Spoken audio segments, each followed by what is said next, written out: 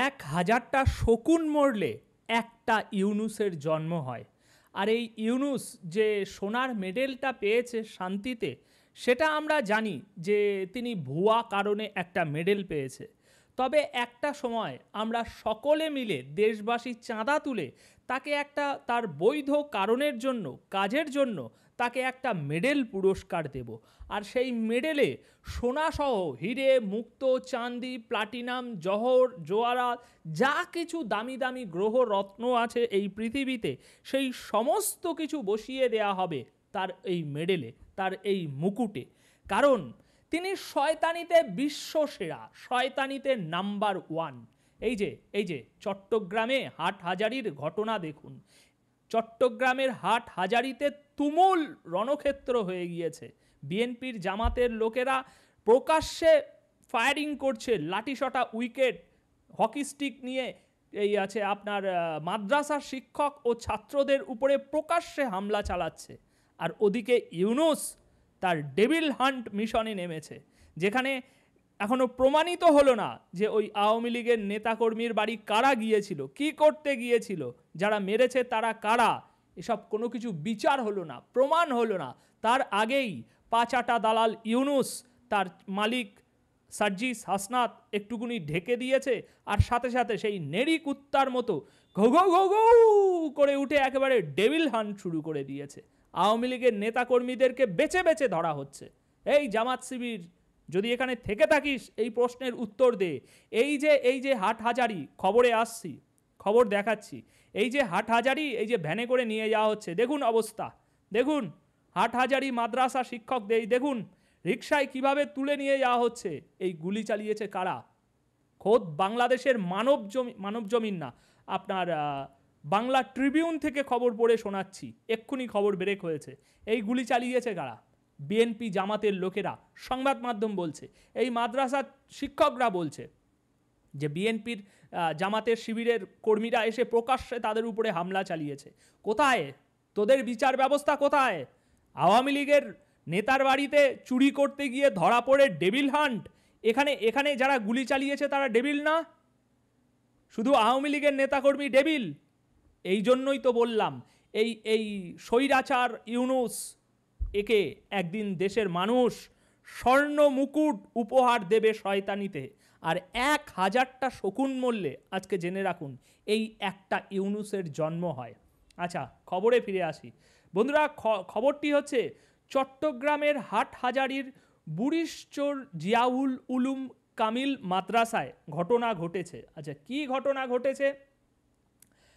ঘটনা ঘটেছে সেটা যদি আমি আপনাদেরকে জানাই, সেটা হচ্ছে কোথা থেকে শুরু করব, প্রচুর তো ঘটনা। আচ্ছা, শিক্ষার্থীরা জানাচ্ছে, মাদ্রাসার শিক্ষার্থীরা জানাচ্ছে তাদের মাদ্রাসা 1500-এরও বেশি শিক্ষার্থী রয়েছে। গত বৃহস্পতিবার ঘটনার শুরুয়াত হয়েছে। গত বৃহস্পতিবার দুপুরে কয়েকজন লোক হঠাৎ মাদ্রাসায় ঢুকে শিক্ষার্থীদের বের করে দেন ক্লাস থেকে। তাদের হামলায় মাদ্রাসার প্রভাষক আবু তাহের ও আব্দুর রহিম আহত হন। আহতদের স্থানীয় হাসপাতালে ভর্তি করা হয়।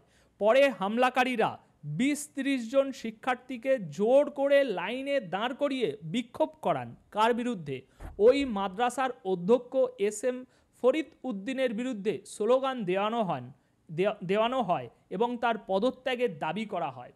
এবার সেদিন এই বৃহস্পতিবারে যে ঘটনাটি ঘটেছে, এই 20-30 জন বিএনপি জামাতের লোকজন এসে যে মাদ্রাসায় ঢুকে যে জোর জুলুমটা করেছে, যে রাহাজানিটা করেছে, তার প্রতিবাদে গতকাল রবিবার দুপুরে প্রতিবাদ ও মানববন্ধনের আয়োজন করে মাদ্রাসার প্রাক্তন ও বর্তমান শিক্ষার্থী সমন্বয় পরিষদ।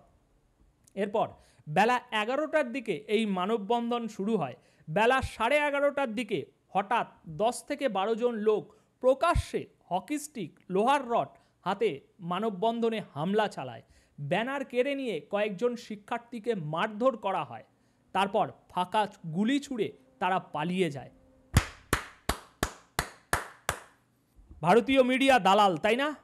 কিরে ইউনুস, স্বৈরাচার ইউনুস, রক্তপিপাসু ইউনুস, এটা বলতে তো এখন বাধা নেই না? এটা কি হচ্ছে? ভারতীয় মিডিয়া ভুয়া খবর প্রচার করে, এটা কি হচ্ছে? এটা দেশের কোন ন্যায় বিচার? জবাব চাই ইউনূস। এটা দেশের কোন ন্যায় বিচার? জবাব দিতে হবে। এখানে এখানে কি হচ্ছে? গত বৃহস্পতিবার একটা মাদ্রাসায় ২০-৩০ জন ঢুকে কিভাবে শিক্ষার্থীদের উপরে হামলা চালাতে পারে, কিভাবে সেই মাদ্রাসার ছাত্রদেরকে জোর করে বাধ্য করাতে পারে, সেই মাদ্রাসার শিক্ষকের বিরুদ্ধে প্রতিবাদ করাতে পারে পদত্যাগের। কোথায় আপনার দেশের আইন ব্যবস্থা? কোথায় কোথায় ঢুকে গিয়েছে আইন ব্যবস্থা? কেন করা হচ্ছে আসছি, কিন্তু তার আগে জবাব চাই ইউনূস। কোনো ওসব টালমাটাল চলবে না, দেখছি দেখব ব্যবস্থা নেওয়া হবে, কোনো টালমাটাল চলবে না। আওয়ামী লীগের গন্ধ পেলে সঙ্গে সঙ্গে একেবারে ঐতিহাসিক মিশন শুরু হয়ে যায়। এখানে কি হচ্ছে? প্রথম কথা, একদিন হামলা চালানো হয়েছে, কোনো অ্যাকশন নেওয়া হয়নি। দ্বিতীয় কথা, সেই হামলার প্রতিবাদ যখন করা হচ্ছে তখন প্রকাশ্যে বিএনপি জামাতের লোকেরা এসে হকি স্টিক, লোয়ার রড দিয়ে তাদেরকে মেরে পালিয়ে যাচ্ছে। কোথায় তোর প্রশাসন? কোথায়? এই ইউনূস বল, প্রশাসন কোথায়? প্রশাসন কোথায় আজ? আওয়ামী লীগের কিছু গন্ধ পেলেই সাথে সাথে বিজেপি, র্যাব, মিলিটারি সব নেমে যায়, তাই না? আর এই সত্যগুলো যখন জনগণের সামনে নিয়ে আসা হয়, তোর দালাল মিডিয়া তো এইসবগুলো নিয়ে কথা বলবে না, শুধু ফুস করে ঘটনাটা বলে চলে যাবে, প্রশ্ন করবে না তোর কাছে। আর এই সত্য খবরগুলো যখন আমরা জনগণের সামনে নিয়ে আসি, তোর দ্বিচারিতা আর ভণ্ডামির এই যে সত্যগুলো যখন আমরা সামনে নিয়ে আসি, তখন আমরা দালাল হয়ে যাই, তাই না? জবাব দে, এই ঘটনার জবাব দে। কেন কেন আজ মাদ্রাসার শিক্ষক ও ছাত্রদেরকে এইভাবে ভ্যানে নিয়ে যাচ্ছে?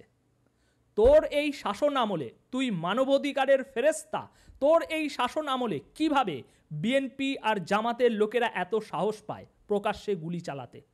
শেখ হাসিনা স্বৈরাচার ছিল, আওয়ামী লীগ থাকতে এইসব অরাজকতা হতো পরিবেশে, আজ কেন হচ্ছে?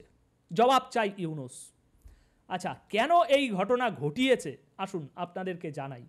বন্ধুরা, মানববন্ধনের আয়োজক বুরিশচুর জিয়াউল উলুম কামিল মাদ্রাসার সাবেক ও বর্তমান শিক্ষার্থী পরিষদের সমন্বয়ক এনামুল করিম বলছেন কেন তারা এগুলো করছে এবং কারা করছে।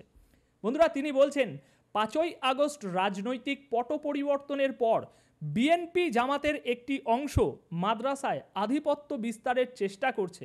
এ কারণে ষড়যন্ত্র করে অধ্যক্ষকে পদত্যাগ করাতে তারা অরাজকতা সৃষ্টি করছে। প্রশাসনকে এসব ঘটনা খতিয়ে দেখে দায়ীদের বিরুদ্ধে ব্যবস্থা নেওয়ার জন্য আমরা ছাত্র পরিষদ আহ্বান জানিয়েছি, কিন্তু কোনো কাজ হয়নি। তারা তো আহ্বান জানিয়েছে, সেই আহ্বান জানানো সত্ত্বেও কেন বিএনপি জামাতের উপরে কোনো অ্যাকশান নেওয়া হয়নি? আর অ্যাকশান নেওয়া হয়নি সেই জন্যই তো আজ তারা এতটা সাহসের সাথে এরকমভাবে এই মাদ্রাসার শিক্ষক ও ছাত্রদের উপরে হামলা করতে পেরেছে, তাই না? আচ্ছা, এবার আসুন, তিনি আরও কিছু বলছে। তিনি বলছেন, এই প্রসঙ্গে মাদ্রাসার অধ্যক্ষ SM ফরিউদ্দিন বলছেন, এই মাদ্রাসার সুনাম নষ্ট করে এটিকে ধ্বংস করে দিতে আমাদের অধ্যক্ষের পদ থেকে সরিয়ে দিতে চাচ্ছে একটি মহল, মানে নাম বলতেও সাহস পাচ্ছে না, একটি মহল। আমার বিরুদ্ধে কোনো অনিয়ম দুর্নীতির অভিযোগ নেই, মানে অধ্যক্ষ বলছে। মূলত এই চক্রটি মাদ্রাসার নিয়ন্ত্রণ নিতে চায়, তারা রাজনৈতিক দলের নেতাকর্মী। ইউনূস, কোথায় আইন, কোথায় প্রশাসন? দেখবা তোমার প্রশাসন এই ঘটনায় কি অ্যাকশন নিয়েছে, দেখবা। এসো দেখাই। মদুনাঘাট পুলিশ তদন্ত কেন্দ্রের পরিদর্শক আশরাফ উদ্দিন তিনি বলছে, একটি পক্ষ ওই মাদ্রাসায় বিশৃঙ্খলা তৈরি করতে চায়, আমরা চেষ্টা করছি যেন সংঘাত না হয়। বৃহস্পতিবার কিছু লোকজন গিয়ে ঝামেলা করেছিল, এটা ঝামেলা হয়ে গেল। আর আওয়ামী লীগের বাড়িতে কয়েকটা চোর ডাকাত দুষ্কৃতী ধরা পড়েছে, সেটা সম্পূর্ণ একটা বিশৃঙ্খলা, একটা বিশাল পুলিশের নজরে ওটা একটা বিশাল আতঙ্কবাদী ঘটনা হয়ে গেল। আর এদিকে একটা শিক্ষাস্থানে, একটা মাদ্রাসায় খুলেআম যেখানে বলা হচ্ছে বিএনপি জামাতের লোকেরা গিয়ে হামলা করছে, শিক্ষকের উপরে হামলা করা হচ্ছে, সেটা একটা ঝামেলা হয়েছে। সেখানে কোনো মারপিট হয়নি, সেটা একটা ঝামেলা হয়েছে। এর পরিপ্রেক্ষিতে আজকে মানে গতকাল শিক্ষার্থীরা মানববন্ধন করেন, এতে হামলার ঘটনা ঘটে, গুলি চালানো হয়েছে, হকি স্টিক দিয়ে মারা হয়েছে, লোহার রড দিয়ে মারা হয়েছে। আর পুলিশের কথার ভাবটা শুধু দেখুন, ভাষাটা দেখুন, এতে হামলার ঘটনা ঘটেছে, ব্যাস এখানেই সমাপ্ত। মাদ্রাসা কর্তৃপক্ষকেও বলা হয়েছে এই বিষয়ে আইনি ব্যবস্থা নেওয়ার জন্য। ও পুলিশ মাদ্রাসা কর্তৃপক্ষকে বলছে এই বিষয়ে আইনি ব্যবস্থা নিন। তার জন্য কি করতে হবে? থানায় মামলা কিংবা অভিযোগ দিলে ব্যবস্থা নেওয়া হবে। অসাধারণ! স্বৈরাচার ইউনূস, অসাধারণ! এই হচ্ছে মানবাধিকার, তাই না? এগুলো স্বৈরাচার না, এগুলো ডিকটেটরশিপ না, তাই না? এগুলো পক্ষপাতিত্ব না, তাই না? এখানে বিএনপি জামাত আছে, তাই থানায় পুলিশ বলছে অভিযোগ দিলে ব্যবস্থা নেওয়া হবে, মাদ্রাসা শিক্ষকরা আইনি ব্যবস্থা নিক। এ কি রকম সুর! কিন্তু এখানে যদি ছাত্রলীগ, যুবলীগ, আওয়ামী লীগের কোনো একটু নাম উঠে আসতো, এখন ডেভিল হান্ট শুরু হয়েছে, তখন আবার অন্য আর একটা কিছু হান্ট শুরু হয়ে যেত, দিয়ে চট্টগ্রাম একেবারে তোলপাড় করে ফেলা হতো, কোথায় আওয়ামী লীগ, যুবলীগ, ছাত্রলীগ আছে। সব খুঁজে খুঁজে একেবারে পশুর মতো রক্ত, ওই কুকুরের মতো আওয়ামী লীগ গন্ধ শুকতে শুকতে বাড়ি বাড়ি গিয়ে তুলে নিয়ে আসা হতো। কিন্তু যেহেতু এখন এটা বিএনপি জামাত, অসাধারণ, অসাধারণ! স্বৈরাচার নাম্বার 1, অসাধারণ। সুতরাং আর বেশি কথা বাড়িয়ে লাভ নেই।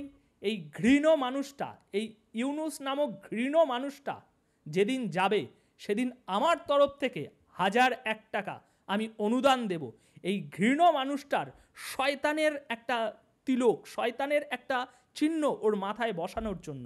আশা করি আপনারাও এই অনুদান দিতে রাজি হবেন।